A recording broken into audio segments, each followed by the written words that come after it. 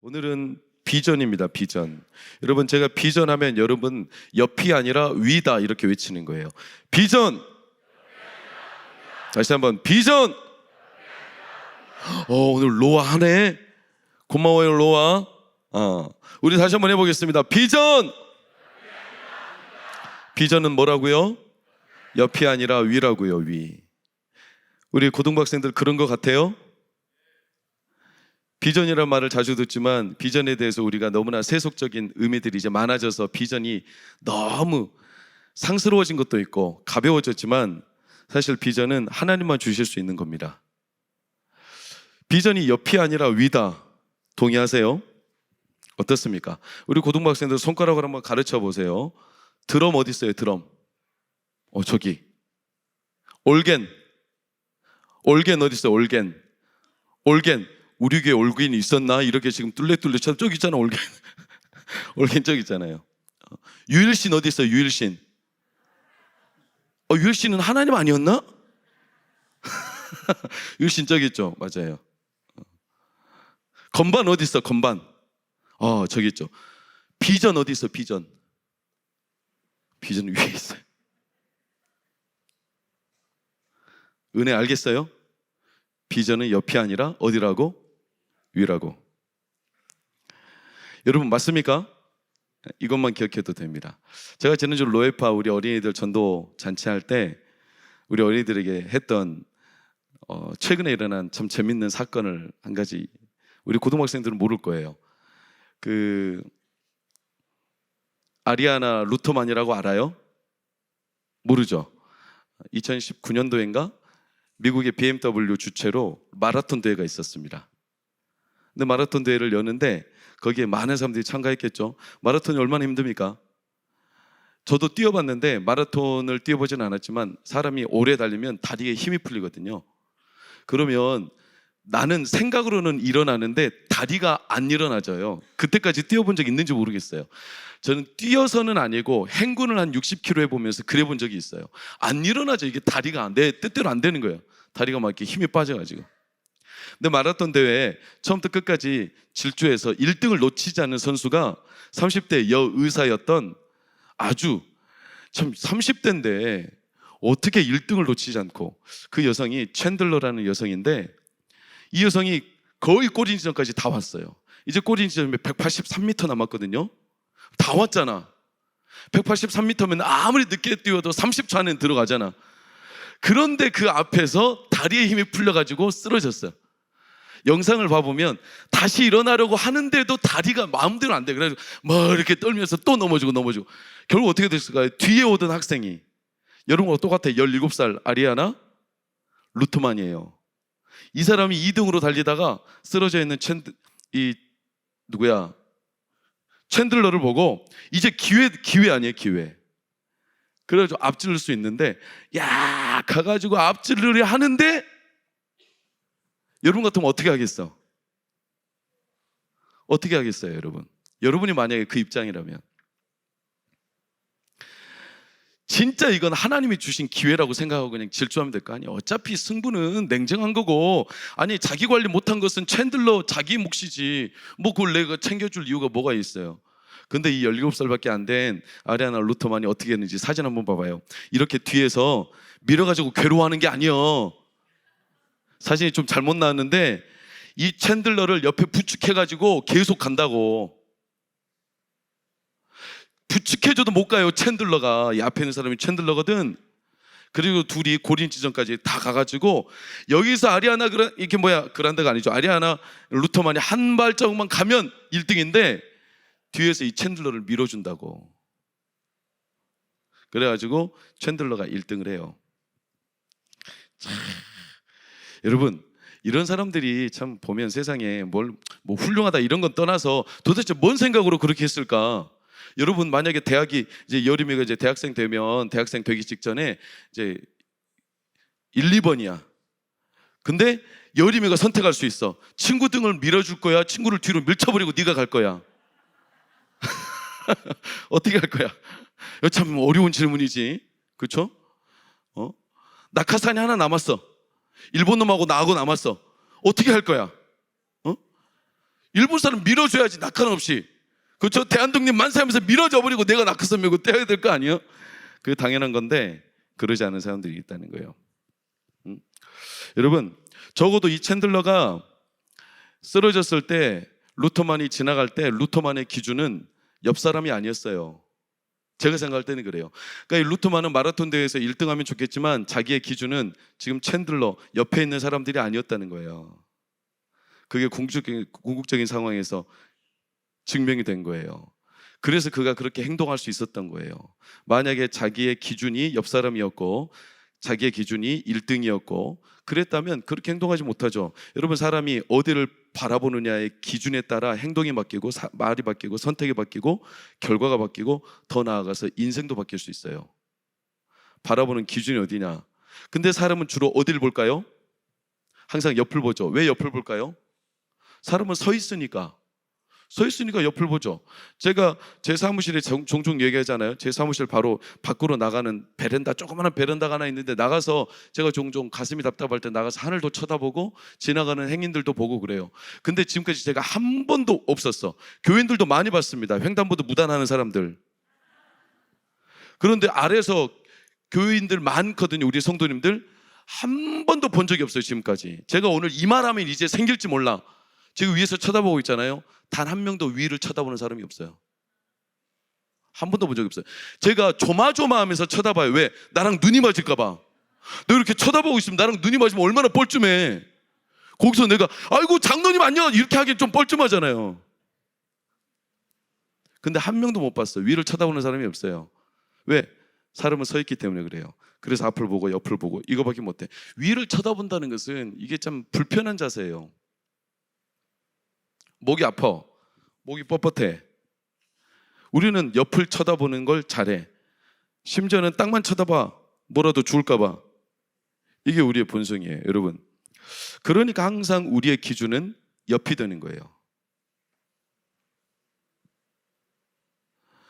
항상 옆에 서 있는 사람, 라인을 어디를 탈 거냐. 그러니까 우리가 옆에 기준을 하면 출발선이 누가 더 멀리 나가 있냐, 이게 우리의 이제 기준인 거지. 더 빨리 달릴 수 있으니까. 저는 그런 라인, 세상에서 이렇게 옆을 기준으로 하는 게 잘못됐다고 말씀드리는 게 아니에요. 결국 그것도 언젠가는 기준이 바뀔 수밖에 없는 날이 올 거니까. 마귀가 우리의 눈을 자꾸 옆을 보게 잘 만들어요. 여러분, 엘리야를 보세요. 엘리야는 금세 하나님을 바라봐서 하늘에서 불이 떨어졌는데 금세 이세벨이 보이더래. 자기를 죽일 듯 덤비던. 그래서 엘리야가 이세벨을 보고 두려워가지고 로뎀나무 밑으로 도망간 겁니다. 아니, 하나님 보던 사람이 갑자기 옆이 보이는 거예요. 여러분, 놋뱀을 쳐 들었잖아요. 저는 이스라엘 성지순례 순례 안 가봐서 놋뱀 그 장대 높이가 얼마나 되는지 모르지만 보통 200만 명이면 그 사람들이 보게 하려고 했으면 장대 높이를 1m, 2m 해가지고 보겠어요? 끝에서는 못 볼 거 아닙니까? 그러니까 이 많은 사람들이 보려면 장대를 엄청 높이 했을 겁니다. 그래야 볼 거 아닙니까? 근데 성경은 이걸 본 사람이 있어요, 없어요? 있어요. 근데 안 본 사람도 많아요. 굉장히 많아요. 아니, 그거 보는 게 뭐가 어렵겠어요? 근데 사람이 잘 안 봐요. 왜? 마음이 무너져 있으면 안 봐. 두려우니까 옆만 봐. 자꾸 옆만 보니까 또 불안해져. 옆을 보다 보니까 자꾸 열등감을 느끼고 비교의식을 느껴. 그래가지고 마음이 쫓겨. 웬만해서 위를 못 봐요. 항상 옆을 보니까 아, 쟤네들은 저기 있네. 아, 쟤네들은 저렇게 사네. 아, 저 사람들은 저런 걸 가지고 있네. 나는 왜 없을까? 항상 자기 혼자 도태되는 것처럼 느껴요. 여러분, 우상숭배가 다른 게 아니에요. 5절을 볼까요, 오늘? 탐심이 우상숭배라고 그랬죠. 그렇죠? 탐심이 우상숭배. 이게 그냥 탐욕이 우상숭배. 지난 주일 말씀하고도 제가 말씀드린 적이 있죠. 탐심이 우상숭배라는 이유는 예를 들어서 내가 더 먹고 싶다 이런 게 우상숭배라는 게 아닙니다. 여러분, 탐심은 내가 허황된 사람하고 비교 안 해요, 대부분. 여러분이 BTS하고 비교하나? 비교 안 하잖아. 진짜 나하고 동떨어진 사람하고는 절대 비교 안 합니다. 대부분 사람들이 누구랑 비교할까요? 가까이 있는 사람하고 비교합니다. 자기가 뭔가 좀 해볼 만한 사람하고 비교합니다. 항상 가까이서 자기가 좀 컨트롤할 수 있는 대상. 그러니까 항상 우리의 적은 옆에 있어요. 그 사람하고 비교하는 겁니다. 그러니까 그 사람하고 비교하다 보니까 그 사람을 내가 따라하거나 그 사람보다 내가 더 월등해져야지 이러면서 갖게 되는 마음, 거기에서부터 탐심이 출발하는 거예요. 여러분, 그래서 이스라엘 백성들이 뭘 만든 거예요? 금송아지를 왜 만들었겠어요? 그들이 항상 보던 게 금송아지였기 때문에 그래요. 애굽에서 자꾸 옆에서 보던 거, 그래가지고 금송아지 만들잖아요. 우리도 할 수 있다는 거예요. 옆을 보게 하는 것은 마귀의 수작이에요. 항상 마귀는 그거에 능해, 마귀가 잘해. 그래서 오늘 2절 말씀을 볼까요? 우리 고등반 읽겠습니다. 시작. 뭐를 생각하지 말라고 하죠? 땅의 것. 마귀는 근데 땅의 것, 옆에 있는 것을 생각하는 게 하는데 능수능란해요. 어제 제가 에바브라가 에베소에 가서 사도 바울의 복음, 그 능력을 보고 듣고 체험하면서 그가 하나님의 진짜 비밀을 알게 되어 그가 오늘 골로새라는 지방에서 복음을 전했다고 말씀드렸어요. 에베소에서 그런 어마어마한, 어제 말씀드렸잖아요. 은 5만에 해당하는 서적을 불태웠다고 했잖아요. 단번에, 하루 만에 태워도 끝이 없는 그 많은 분량의 마술 서적들, 우리를 현혹하게 하는 수많은 세상의 그런 마술고 같은 것들을 다 태워버렸다는 거죠. 그래도 불구하고 에베소에는 그 하나님의 능력을 보고 들었지만 바울이 하나님을 바라보려고 하지만 바라보지 않는 자가 굉장히 많았어요. 바울이 전도했던 도시 가운데 에베소가 제일 힘들었어요. 왜? 그들은요, 옆이 항상 기준이기 때문에 그래요. 위를 잘 못 봐. 사도행전 19장 27절을 잠시 한번 보면 바울이 그런 일을 에베소에서 행하니까 많은 사람들이 들고 일어났습니다. 그래서 그들이 막 바울을 고발합니다. 그러면서 뭐라고 고발하냐? 우리의 이 영업이 어떻게 된다? 천해진다. 그러니까 우리가 지금 잘 먹고 잘 살려고 지금 열심히 뛰고 있는데 저놈 때문에 갑자기 우리께 뒤처지게 보이는 거 아니냐? 저 옆에 있는 놈을 당장 쳐버려라, 이런 뜻 아니겠어요? 그러니까 이 에베소 도시 사람들은 뭘 섬겼냐면 아데미를 섬겼거든요. 아데미는 올말로 아르테미스라고 하죠. 여신을 섬겨요. 그러니까 복의 여신이에요. 축복을 상징해. 그래서 다산을 상징해. 이런 아르테미스를 섬기는 여신의 신전들이 에베소에는 즐비해요.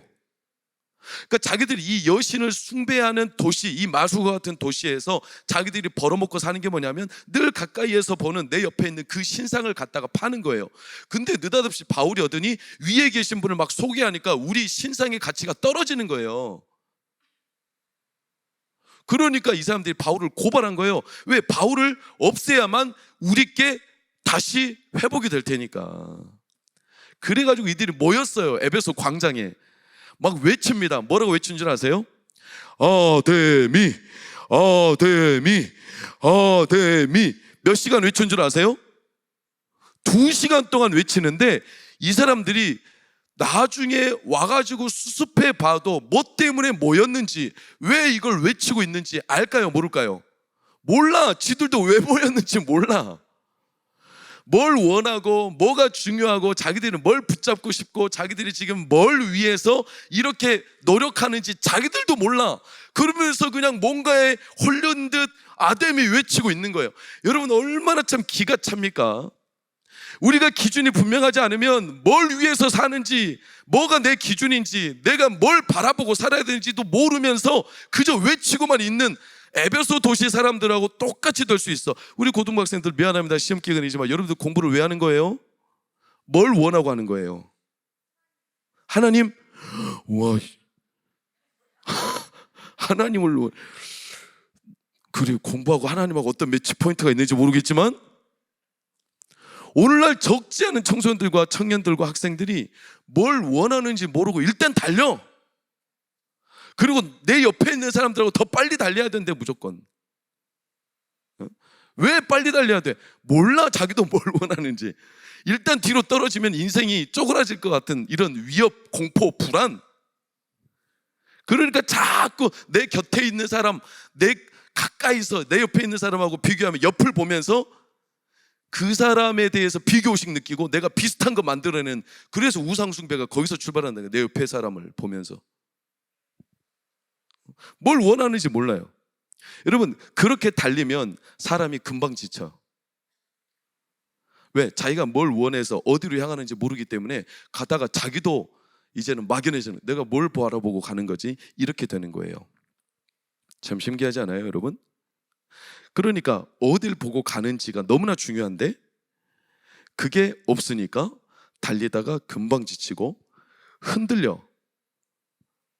여러분께 없으면 항상 누구께 기준이 될까요? 옆 사람이 가지고 있는 게 기준이 되는 거예요. 내가 만난 하나님이 없고 나에게 주신 하나님의 감동이 없으면 항상 남에게 기준이 되게 돼 있어요. 남의 평가가 내 삶의 기준이 되는 거예요. 남이 말하는 게 내 인생의 기준이 될 수밖에 없어. 왜? 내게 없거든. 항상 옆만 바라보고 사는 거예요. 그러니까 끌려다니는 거죠. 그건 비전이라고 하지 않아요. 비전은 옆에 있는 게 그래서 아니에요. 여러분, 우리 인생이 외줄을 타는 것과 비슷한데, 외줄 타기 아세요? 군대 간 우리 남자들은 외줄, 사진 한번 보세요. 이 외줄 타기, 이 외줄 타기를 유격이나 훈련관에 다 합니다. 저도 외줄 타기를 한 서너 번 했는데 이 외줄 타기가 생각보다 엄청 어렵습니다. 이게 줄이 엄청 흔들리거든. 그래서 다리 이렇게 하나 꼬는 이유가 이게 이제 중심을 잡는 거고요. 이 외줄타기를 할 때 하나는 딱 내리잖아, 다리를. 이게 양쪽에 중심을 잡는 건데, 외줄타기를 할 때 계속 흔들리는데, 흔들릴 때 흔들리지 않도록 중심을 잡아주는 방법이 있어. 그게 뭘까요? 너무나 놀라운 방법이에요. 단순해.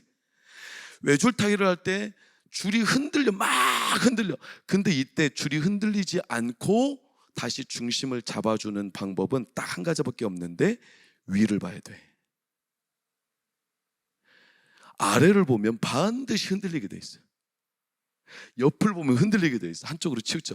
근데 이렇게 위를, 멀리 하늘을 보잖아요. 사람의 자기도 모르게 무게중심이 잡히게 돼 있어요. 저는 이 외줄타기 성공했을까요? 못했을까요? 저는 성공했을까요? 못했을까요? 여러분이 믿고 바라는 대로 못했습니다. 한 번도 못했습니다. 천추의 한입니다. 천추의 한. 한 번만 더 하게 해주세요. 이렇게 말하고 싶은데 쪽팔려가지고 말도 못하고. 왜? 또 뒤집힐까봐. 뒤집히면 얼마나 초라한지 알아요? 이렇게 뒤집히면 이렇게 가야 돼. 저는 그나마 대롱대롱 매달려가지고 이 안전끈이 줄에 매달려가지고 나중에 짝대기로 이렇게 끌어주는 사람도 있어. 대롱대롱 이렇게 끌려가. 얼마나 쪽팔리지 몰라요. 여러분, 왜 사람이 흔들리냐면 옆을 보니까 흔들리는 거예요. 위를 안 보고. 자기 게 없어요. 여러분, 왜 사람이 계속 같은 대물림이 되냐면, 같은 행동이 반복되냐면 기준이 불분명하기 때문에 그래요. 바라보는 기준이. 무서운 얘기를 좀 할게요, 여러분. 제가 종종 얘기하죠. 우리나라도 안전지대는 아니니까 우리 청년들, 청소년들, 학생들을 경고하는 충고, 애정 어린 충고라고 생각하세요. 지금 우리나라에는 펜타닐이 엄청 유행하고 있죠. 펜타닐 알죠? 펜타닐은 여러분 보통 마취제의 1000배에 달하는 강력한 마약이에요. 어마어마합니다. 근데 요즘에는 신종 펜타닐까지 생겼다는 거 아세요? 신종 펜타닐은 냄새만 맡아도, 제가 영상을 보니까 냄새만 맡아도 사람이 정신을 잃어버려요.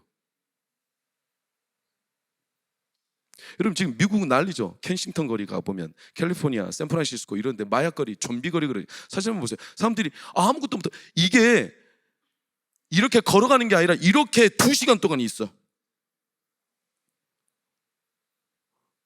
좀비 마냥. 왜? 두뇌의 모든 신경이 마비돼 버렸어요. 그 다음 보세요. 사람들이 다 이렇게 있어, 그냥 온종일. 그 다음 보세요. 이렇게 다녀, 그냥 가만히. 이런 자세는 우리가 정상적으로 못 취하잖아요. 근데 이렇게 하고 있어, 평생. 아무것도 못하고. 여러분, 왜 사람들이 마약을 할까요? 간단합니다. 자기가 원하는 게 뭔지 몰라서 그래요. 뭔가는 채워야 되겠는데, 공허한데, 그런데 채울 수 있는 방법이 없고 현실은 너무나 무섭고, 그러니까 빨리 현실을 잊으면서 동시에 자기의 공허감을 채울 수 있는 게 마약이거든. 오늘날 무서운 얘기니까 여러분 꼭 우리 부모님들과 어린 세대는 우리가 경각심 좀 가져야 돼요. 요즘에는요 저기 전라도 영광이나 저희 동네 충북 제천 같은 데도요 1시간 만에 마약이 배달된답니다. 뉴스에 그렇게 떴어요. 시골에 장농, 어제 뉴스 보니까 장농 뒤집어 보니까 거기에 마약이, 아니 시골 그냥 흔하디흔한 농가에서, 우리나라가 남의 나라가 아니에요. 그 청년 청소년들이 현실을 빨리 잊고 자기가 공허함을 채우기 위해서 뭔가 빠른 방법을 선택하는데 이 마약밖에 없어. 마약이 1시간 만에 배달이 되니까. 그럼 왜 마약을? 기준이 없으니까, 보는 게 없으니까. 주변을 보면, 옆을 보면 자기의 삶이 너무나 공허하고 기준이 될 만한 게 하나도 없으니까, 어디다가 삶을 맞추고 살아야 될지는 모르니까 이 욕구 많은 청소년 시기를 뭔가는 채워줘야 되겠는데 채워줄 길은 없고. 아마 우리 이현학 선교사님은 브라질에 계시니까 마약 때문에 저희보다 훨씬 깊이 실감하실 겁니다. 거기는 뭐 매일 밤마다 총성이 울린다고 하니까 마약 사건 때문에 서로 마약을 뺏기고 마약 뺏어가면 또 총으로 쏴버리고 이런 일들이, 이현학 선교사님 들어오기 직전만 해도 4명의 청소년이 죽었다잖아요, 총상으로. 왜? 방향이 사라져 버렸어요. 보는 것이 없어요, 기준이. 여러분 엊그제 뉴스잖아요. 우리 청년들 지금 이렇잖아요. 한번 사진 한번 보시겠어요? 청년 구직 지금 몇만 명이 쉬고 있어요? 39만 명이 쉬고 있어요. 취업 준비 몇만 명이에요? 39만이죠. 합치면 78만이죠. 이 사람들이 다 무직자들이에요, 청년들. 근데 신기한 현상이 발생하고 있어. 예전에는 진로를 준비하고 취업을 준비하는 청년들이 78만이었는데 이게 절반으로 딱 끊어졌어. 그래서 39만은 이제 뭐 하냐면 구직도 포기해 버렸어. 안 해 이제. 왜? 자기가 뭘 바라봐야 될지 모르는 거예요. 기준이 없는 시대가 됐어요. 어떻게 해야 됩니까, 여러분? 우리 자녀들 세대를, 우리 청년 세대를, 우리 어린이 세대를. 이들은 아직은 교회 안에 있고 그나마 좀 살만한, 아직까지는 어려움이 없는 현실인지 모르겠지만 우리 사방 도처에 옆에 보이는 것들이 다 그런 기준을 무분별하게 만드는 세상이 있는데 어떻게 해야 됩니까? 여러분, 그래서 제가 말씀드리는 거예요. 한번 외쳐볼까요? 비전. 아니, 비전을 외치지 말고 옆이 아니라 위다. 비전. 비전. 비전은 뭐라고요? 옆이 아니라 위라고요. 위. 딱 한 가지밖에 없어요. 위를 보여줘야 합니다. 그래야 안 흔들립니다. 여러분, 지난주 그 전도 50주년 대회 제가 한 2번 말씀드렸잖아요. 사진 몇 장 한번 보시겠어요? 특징이 있잖아요. 또 그 다음, 또 그 다음, 그 다음. 이 가정은 애들만 5명을 데려왔어요. 옆에 이쪽 오른쪽 왼쪽 제일 끝에 가면 유모차에 잠자고 있어, 한 명이. 그 다음, 이렇게 아이들 놓고 무릎 꿇고 기도하잖아요. 그 상암 월드컵 경기장. 그 다음, 이렇게 아이들 놓고 기도하는 광경이. 자, 여기까지만. 여러분, 이걸 보니까 뭐가 떠올라요? 어떤 한 장의 사진이 떠오르지 않아요? 우리나라가 지금까지 하나님이 우리나라를 사랑하고 우리나라에 대한 소망을 여전히 하나님이 붙들고 계신 이유가, 우리나라 한 70년 전에도 똑같이 이번 상암 월드컵 경기에서 봤던 마지막 사진 한번 볼까요?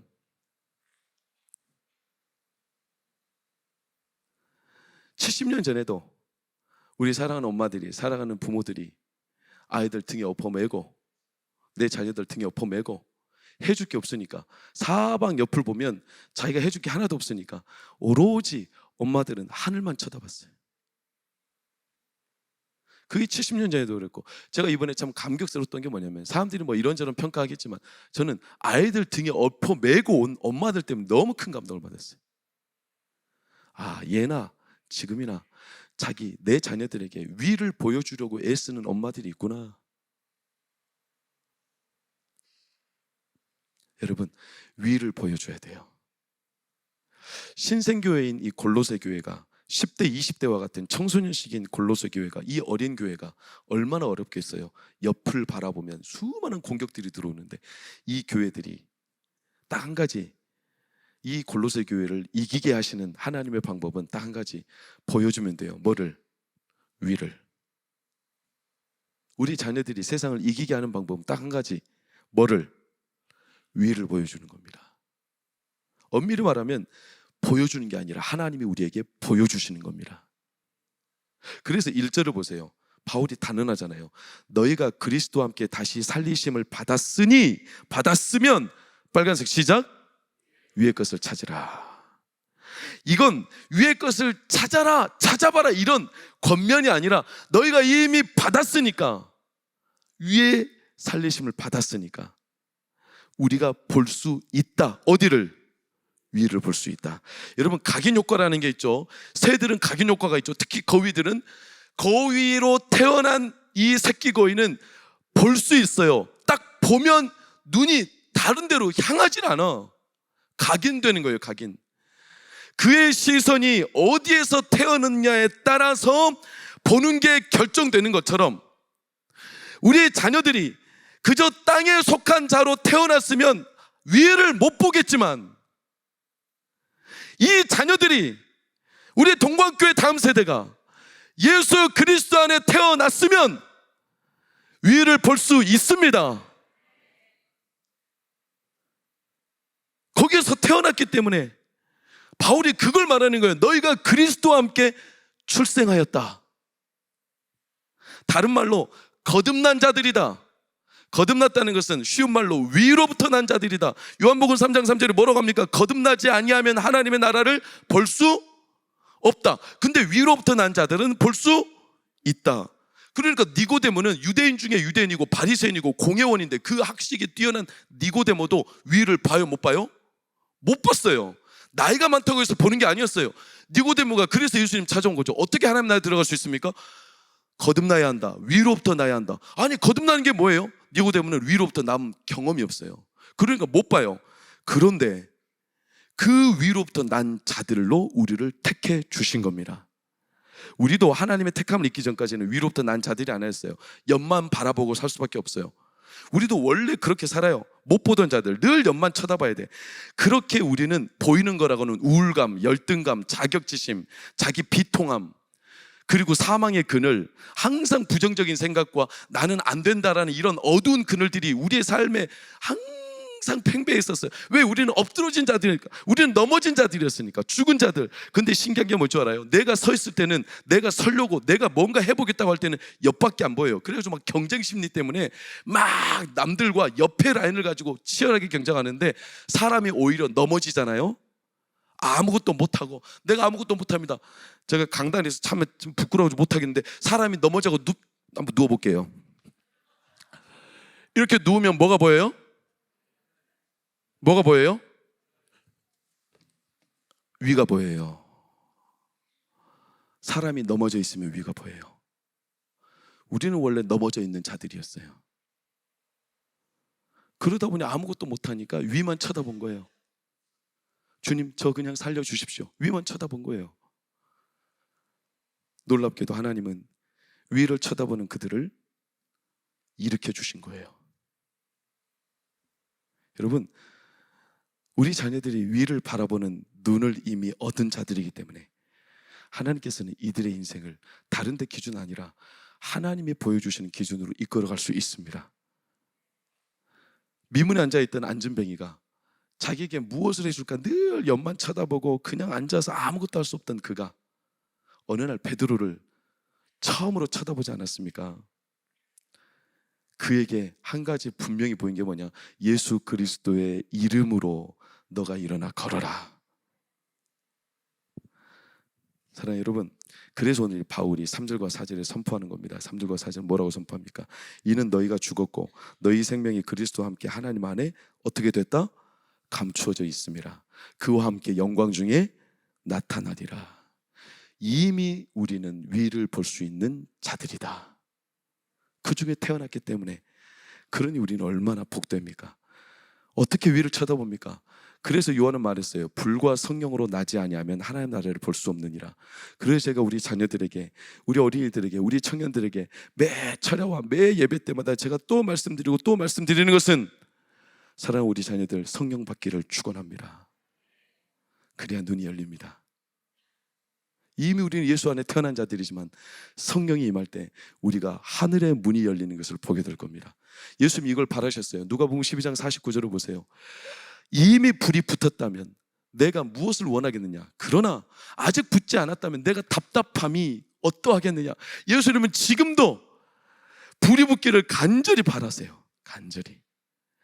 우리 사랑하는 고등부 성령 받기를 축원합니다. 성령 받기를 축원합니다. 우리 학생들 성령을 사모하십시오. 우리 어린이들 성령 받기를 축복합니다. 우리 청년들 성령 받기를 축복합니다. 성령 받으면 내 기준이 바뀝니다. 위가 보입니다. 드디어 하나님께서 나에게 어떻게 이끌어 가실지를 확신하게 됩니다. 흔들리지 않아요. 좌우의 것들이 더 이상 별거 아닌 것처럼 보여요. 위가 보여요. 나는 원래 넘어져 있었는데 위가 보이는 거예요. 그럼 세상에 내리는 비가 별거 아닌 거예요. 내일 전할 말씀이 그 비거든요. 비가 맞기 전에는 진짜 두렵고, 내가 비가 온몸이 젖을까봐, 내가 패배에 젖을까봐 너무나 마음이 두렵지만 비 맞아봐요. 별거 아니에요. 넘어져 있는 자에게 하나님은 위를 보여주시며, 그 비가 쏟아질 때 나는 패배로 젖을지 모르지만, 그러나 비가 개고 나면 맑은 하늘에 하나님의 영광이 보일 겁니다. 그래서 우리 자녀들은요, 성령을 받고 비 맞는 훈련을 좀 해봐야 돼요. 인생이 너무나 평탄한 길만 아니라 비 맞아도 괜찮아. 실패를 좀 맞아도 괜찮아요. 그래서 제가 내일 새벽기도 끝나고 내일 기도할 거예요. 내일 비를 좀 내려달라고. 내일 6시쯤 비가 올지도 몰라. 나랑 같이 비를 맞고 싶은 학생들, 청년들, 어린이들은 옥상으로 목사님한테 와요. 같이 누워서 비를 좀 맞게. 진짜예요. 장난이 아니고 꼭 와. 흠뻑 적도로 맞아보면 비 별거 아니에요. 인생에 우리 안에 내리는 비 별거 아니에요. 위만 쳐다보고 있으면 돼. 하나님이 우리의 앞날을 그 기준을 따라 이끌어 가실 줄 믿기 때문에, 우리 사랑하는 고등부 청년, 우리 어린이들이 오늘 이 아침에 하나님의 성령 받기를 예수 이름으로 축복합니다.